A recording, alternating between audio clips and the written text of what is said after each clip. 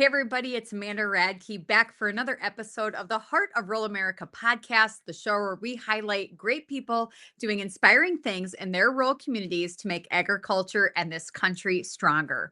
I just got home from an amazing event hosted by the Minnesota Simmental Association. It was called the Pearls and Pastures event, and it was a women's retreat for ladies in the breed and in the beef cattle industry that we love. And while I was at that event, I got to catch up with one of my dear friends, Sara Preston. She's a fellow speaker. She promotes agricultural literacy across the country, and I'm excited to talk to her today. So, Sara, welcome to the show.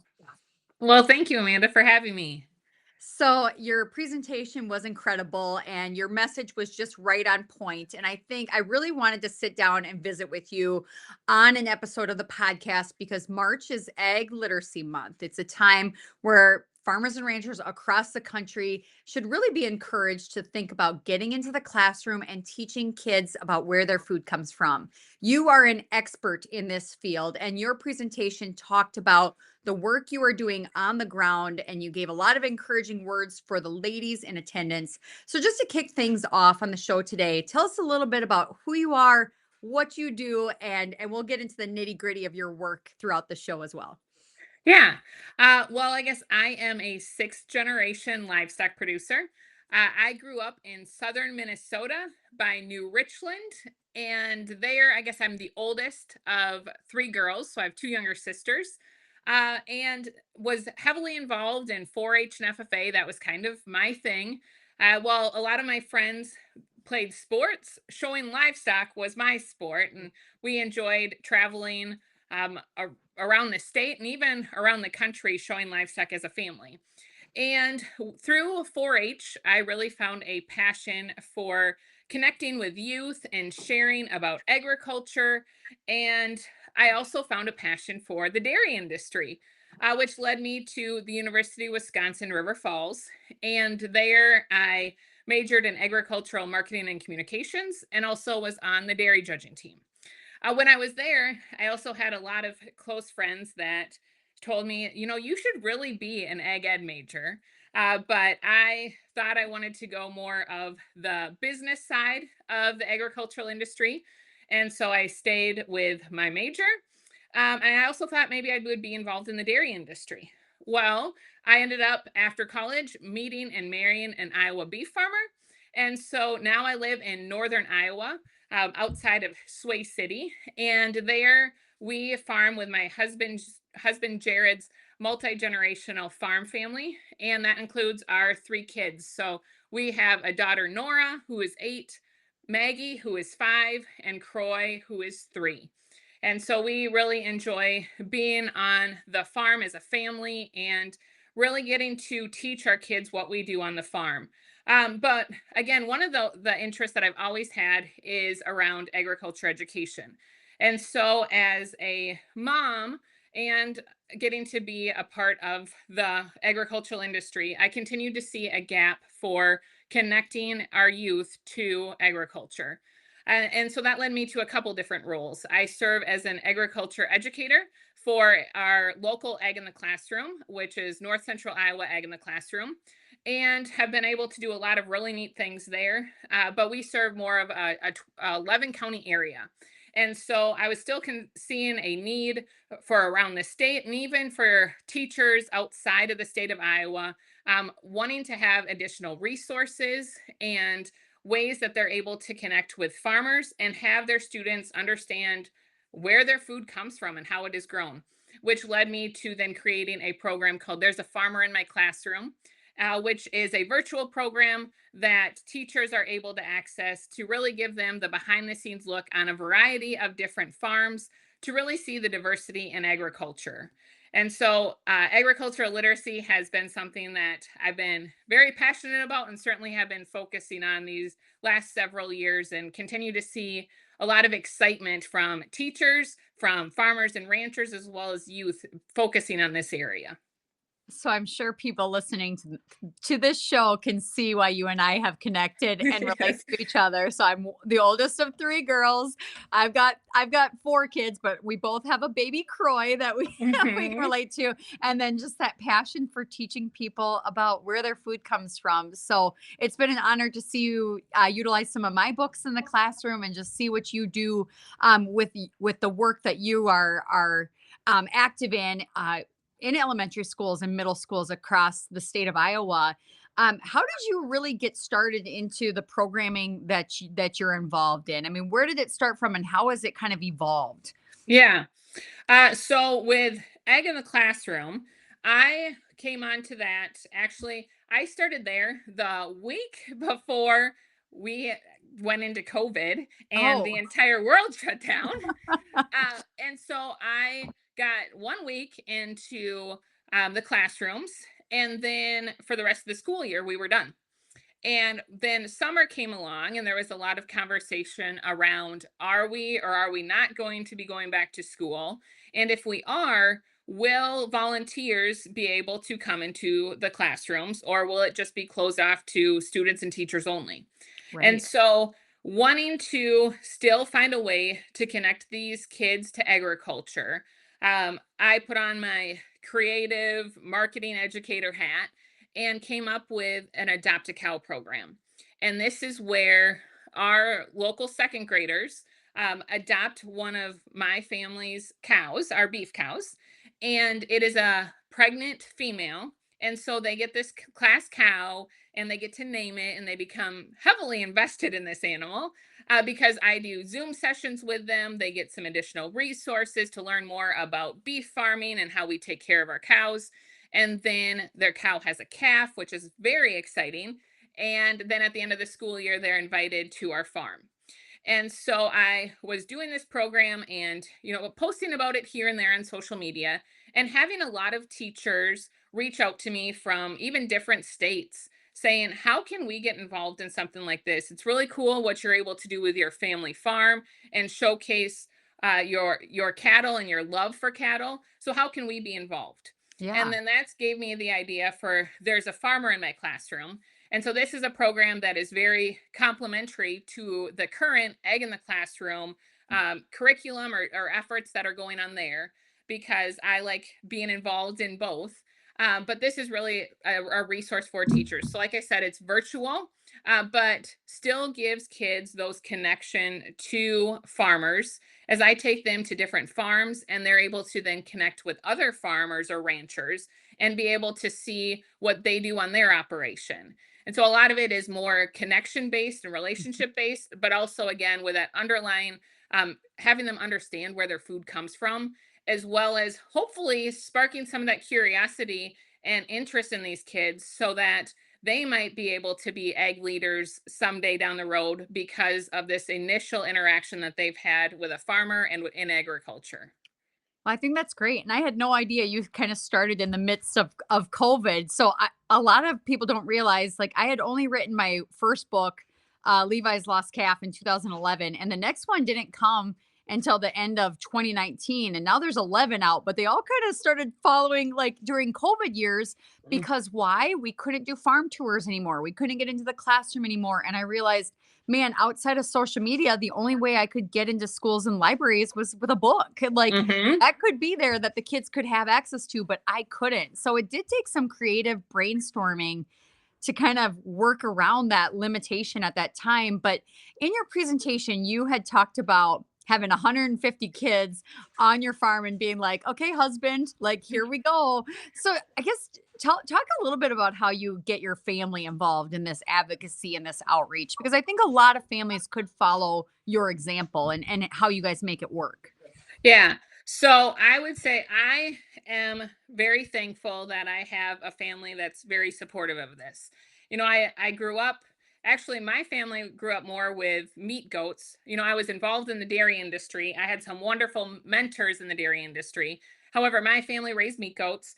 And then I married into this family with beef cattle. And again, being an in law, my mother and father in law, we also farm with my brother-in-law Chad and my sister-in-law Corinne, they have been very supportive of these initiatives. Uh, Both my husband and my brother-in-law are full-time on the farm, and so when I need a cow to be separated out from the whole pen of cows, they help me with that. They are always willing to move calves around, so I have the right pen that I need to be able to showcase a new calf with that, with its mama cow.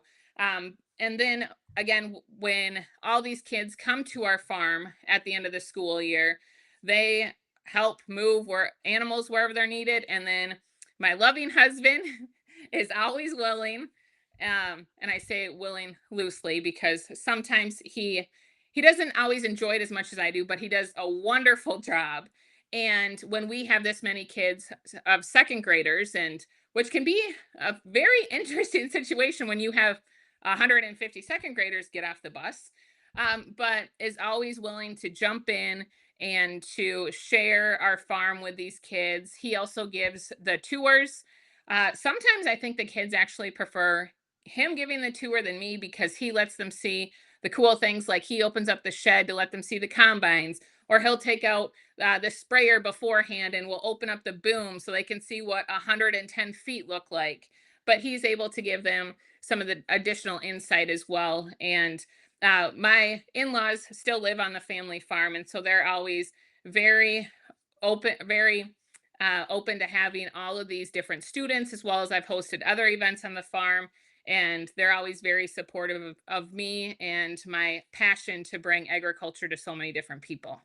Yeah, it's incredible. It does take a family effort to kind of bring that story to life, I feel. And let's switch gears to the classroom. So on your Facebook page, you've been posting a lot of the work you've been doing here this school year with the kids, from like the little kids all the way to the middle schoolers. And I love the lessons you've been sharing, but what's some advice, I guess, that you would give? Because it is my hope, and that it was kind of your call to action in your presentation, like, you guys can do this. It's important to go tell your story. I guess, what would your words of encouragement be to other farm families who are listening to this episode? Why is it so important? And what's the best way to get into a classroom and have a meaningful conversation with these kids? Yeah. So why is it so important? We have a problem in agriculture, and that problem is that we have more and more consumers that are getting disconnected from the farm. The average consumer is at least 3 generations removed from the farm. And so it doesn't matter if you are in a town of 300,000 people, or live on the outskirts of these large communities, or if you're in a small town USA and you have 300 people. It doesn't matter because all of these kids have the same misconceptions about agriculture, Mhm. whether that's brown cows give us chocolate milk, um, that farmers are all men that dress in bib overalls, and that our food starts at the grocery store. There's no other place, it just magically appears at the grocery store, so they're able to buy it. Right? Uh, and so it doesn't matter where these kids are, we continue to have this disconnect all over the United States. And so I think it's really important for farmers and ranchers to know this and to maybe even go outside a little bit of your comfort zone and try to make an impact in your local community. And so that can be reaching out to your kids' teacher, the principal at your local school district, and ask to be able to get into their classroom. Because if we can have more producers that are involved in our classrooms, and that these kids can get to personally meet a farmer or rancher and be able to hear their personal stories, the impact that we can make across the United States is tremendous. And all Mhm. it takes is 45 minutes of your time. And I like to say, don't overthink it. Amanda, you have so many wonderful books. Bring in a book that you have. If you don't have one, purchase one of Amanda's books, bring it in. And if it's around beef cattle, have it, then bring in some feed, bring in some corn stalks or some straw, bring in a calf bottle, and just show these kids all these things that you do on your farm or ranch and how you take care of your animals. And they are so engaged and so intrigued by what you have to share. It's so much fun going into the classrooms because they are 100% eyes on you and just living on every single word that you have to say because they usually don't get this type of opportunity. And so it's really trying to think of a way to make it fun and engaging for these kids, but it doesn't have to be some big production. It's just reading a story, bringing in items, or if you have animals, right now we're having a lot of bottle lambs or bottle calves. Bring one Mhm. of those into the school.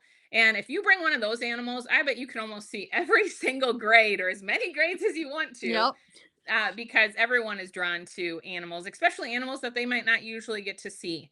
And so there's lots of opportunities for farmers and ranchers to get into schools. A lot of times it's just asking. And some classrooms or some schools, it might be hard to get in. And so it's finding that connection. If you don't have a student that goes to that school, maybe reach out to a neighbor or somebody else that you know in the community that does have a student and ask them to connect you to someone in the school to be able to get in. That's right. Yeah, I can think of the things I've done over the years, like definitely a baby calf, like trumps anything. Like it's you Mhm. pretty much could just not say a word, but you got the calf there, it's all good to go. So Scarlet and Lucky the bottle calf made a lot of stops to different schools and libraries during his kind of claim to fame. Another idea that I've done, I have the book Roll Spread Sprinkle Bake, which is about making beef pizzas in the kitchen with grandma, and so having the kids like have the ingredients and make the pizza and then get to eat that food and connect those ingredients like nope back to the farm where it comes from. It's been really easy and kids love pizza. I've done, yeah, like just grabbing random stuff from the farm that we some of the most mundane things that we do in agriculture are brand new and special to these kids. They do not get the blessing of getting to experience that on a daily basis. And so it's just really, like you said, it's a matter of showing up and just being there and answering their crazy wild questions and building those relationships. And that's what I like about your programming, Sarah, is you work with these kids from like kindergarten all the way to 8th grade. So you're seeing them year after year.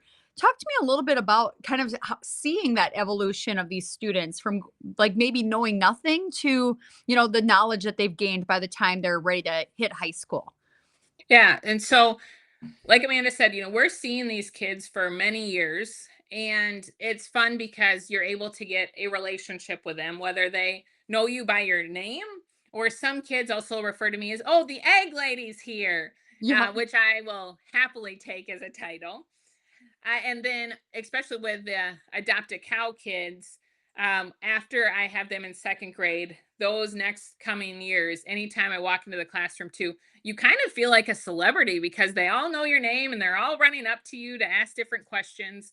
But a lot of it is that relationship that you're able to get with them, even as a young kindergartner, and be able to then be a resource and somebody that they know and that they trust, and really show them the passion that you have for agriculture and for being able to produce the food that they're able to eat.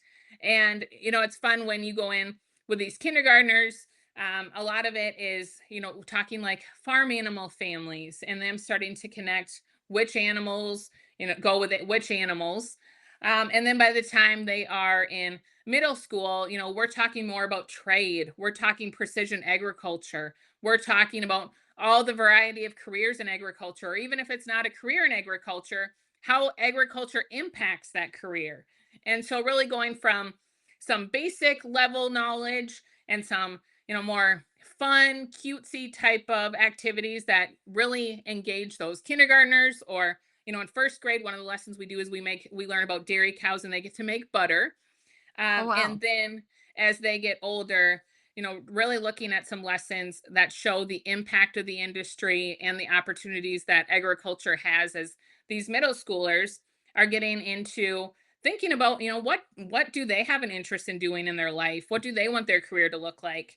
And again, hoping to spark some interest and curiosity in agriculture so that as they go into high school, maybe they'll take some ag classes or look at joining FFA and knowing all the opportunities that's in that organization, and hopes that that then will lead them later in life to, again, coming back to agriculture and being a leader in our industry.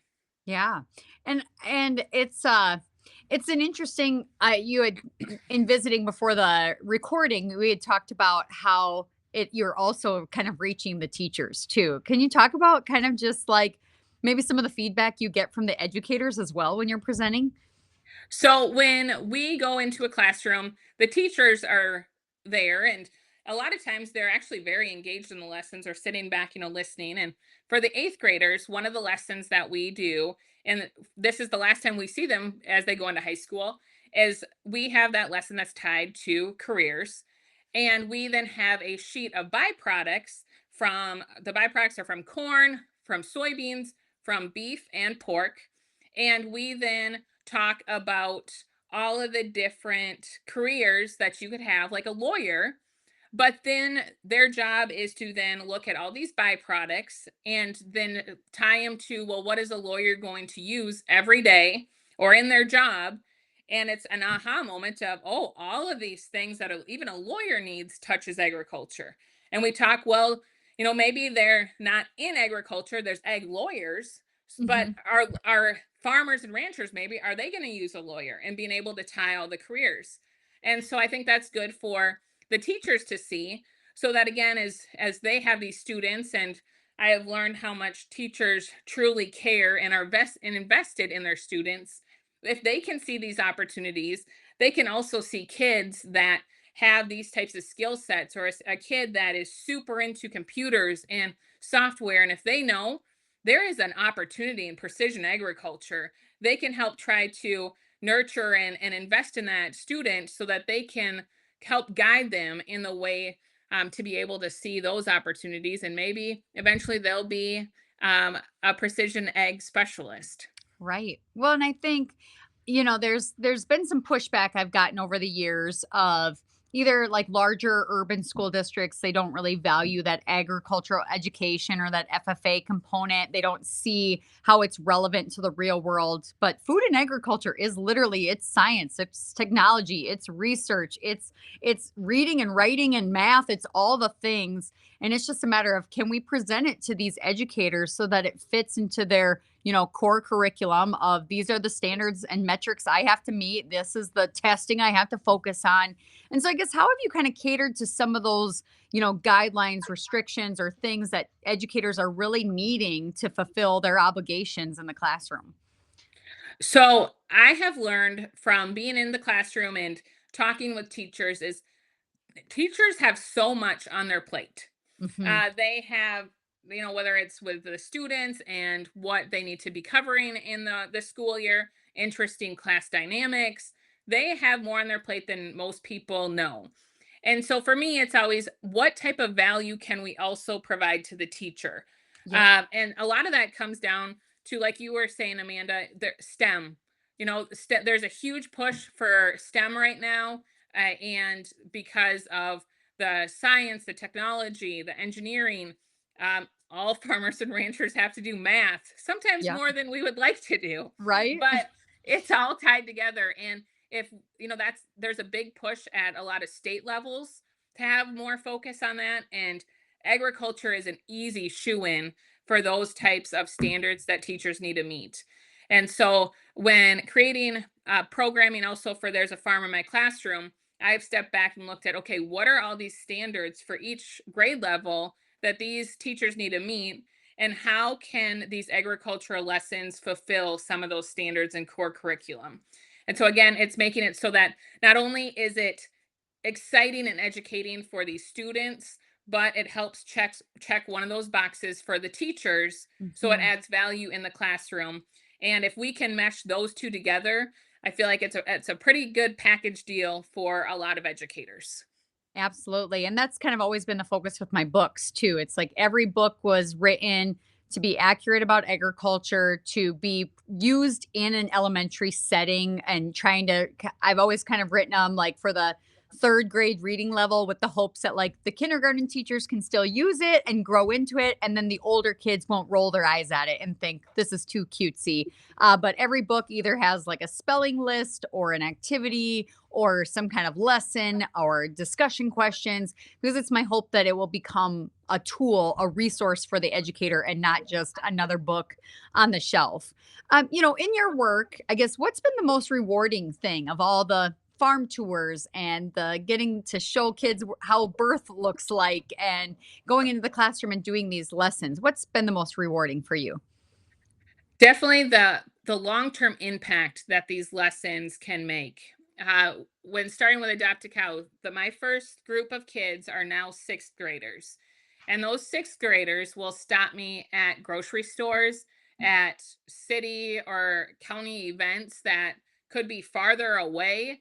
And they always are so eager to know about their class cow. All of them remember the names of their cows. And so they'll Aw. be like, okay, how is Bella? Does Bella have another calf? Did she have a heifer or a bull calf? And that they still remember what we learned about 4 years ago. And for these kids, if we can connect with them and it's something that they continue to remember and they appreciate those experiences, that's going to have a lasting impact on these kids. And so whether it's that or again with there's a farmer in my classroom, I've had a girl come up to me, and after some time of trying to, she thought that she remembered me from somewhere, and so her mom said that she loves animals, and I said, well, that's cool. I'm a beef farmer. And then the light bulb went on, and she's like, that's where I know you. You gave us our dairy tour. You're that beef farmer here in Iowa. And she was able to then talk about all of these different facts that we shared about this dairy farm. And again, if we can get these kids so engaged in this industry that they can just repeat the information that they got, that it's something valuable that these kids enjoy learning about, and that can make an impact down the road. So I have to chuckle because I agree. It's so rewarding to be able to tell the story of America's farmers and ranchers and just start connecting those dots. But it doesn't come without some interesting commentary once in a while. I've been asked, how does the baby cow get into the mama cow? I've been asked, when you try to talk about beef byproducts and all the different things you get from a cow. Well, how do we get it out of the cow? And you're trying to delicately teach the circle of life. What have been some of the funniest or most interesting questions that kids have thrown your way? Yeah. So I would say the big one, besides the brown cows give us chocolate milk, that's one that a lot of kids actually believe. And a lot of kids fully believe, like, if you tell them that their food does not come from the grocery store, you will have kids that'll try to debate you on that. And that's when we'll start to talk about, okay, like, well, pick a food, and they'll pick a food. And, like pizza. Like, pizza is a very common one that kids think that comes from the grocery store or comes from Casey's or a local pizza place. Yep. But when you break down, like, okay, well, where does the crust come from? Oh, that's flour, and we have wheat farmers that were able to take that wheat into flour. And start talking over all of the layers. They're like, oh, that does make sense of why it all comes from a farm. Uh, the other one is with Adopt a Cow. We do have questions about the whole reproduction type of thing, and Sure. that we leave again. Trying, you want to be transparent, but you also need to be aware of your audience and the grade level we are talking at. Yep. And so on our farm, our herd is kind of broken into two different herds. We have a spring calving herd and a fall calving herd. And our spring herd is primarily AI, and our fall herd is primarily bull bred. Mhm. And so I don't really get too far into the weeds on the AI process because it just opens up a whole bunch of other questions. Yep. These second graders, they see the bulls actually when they come for tours. The bulls are probably, like, besides their cow and calf, the bulls are the number one hit. I appreciate that so many of these students, after they come, they send thank you notes, and they're so fun to read. And like, I would say probably at least 60% of them comment about one of the bulls that they saw. And so it's fun, but again, they think, okay, these are the dads, Mhm. and that's what we go with. Yep, yep. It's kind of like, okay, so the other pieces will fall together as they mature and grow up for sure. But that is one thing. It's like leaning into that stuff. It's like I don't know about you as a mom, but like my kids understand the circle of life, like basically from birth on. Like they're just raised in it, they're immersed in it, so they respect the harvest and the beef on our plate, but they understand that like animals die and we do our best to take care of them, but like there's hard things on the farm, and I feel like as a society we've just become so sensitive to all of it, or just removed from all of it, where it's like the harsh reality is that life isn't always picture perfect. And like to get Mhm. that food to the grocery store, there are pressure points and hardships and difficult things that we kind of as a society have the blessing to not even have to worry about because someone else is taking care of that for you. We only have a few minutes left in the show today, Sarah, and I want to make sure to take up enough time. Number one, tell folks where can they follow you, what resources do you have available if they're interested in following your lead and getting into the classroom this school year. Yeah. So on social media, I am on Facebook and Instagram. On Facebook, you can find me if you just search Sara Preston. And there I have a page and I share more about some of my speaking engagements as I love going out and sharing with others about agricultural literacy and the importance of it, as well as I hope to get more farmers and ranchers inspired to be able to go into the classroom. I also am on Instagram at sarah.preston underscore. And then I have a couple of websites, so let's see, sarah-preston.com is where I have a lot of my personal, my speaking engagements, as well as if people are looking for resources to go into the classroom. And then I also have farmerinmyclassroom.com, and that's more focused on the teachers. If you're a teacher or know of a teacher wanting to bring agriculture into the classroom from a virtual standpoint to be able to connect with more farmers and ranchers and have their students understand where their food comes from, that would be there's a farmerinmyclassroom.com. Wonderful. And I'll link everything in the show notes for everybody. And if you're searching for Sarah's name, it's Sarah without an H. So that's an easy find for you. But she is a wealth of knowledge and information. Highly recommend her as a speaker as well. I was sitting at this conference getting to listen to her for the first time, and Sarah was dynamic. She was energetic. She was extremely knowledgeable and passionate. And if you don't listen to this episode and be absolutely on fire for getting into the classroom, for sharing agriculture story, for teaching kids about where their food comes from, then I don't think you were listening close enough. It is Ag Literacy Month. Now is the time to take action and get involved. It's as simple as grabbing a book and headed to your local school. So, with that, I would encourage you guys to reach out to Sarah, to follow her pages. And, Sarah, I guess to close out the show, any parting words of encouragement for the listeners?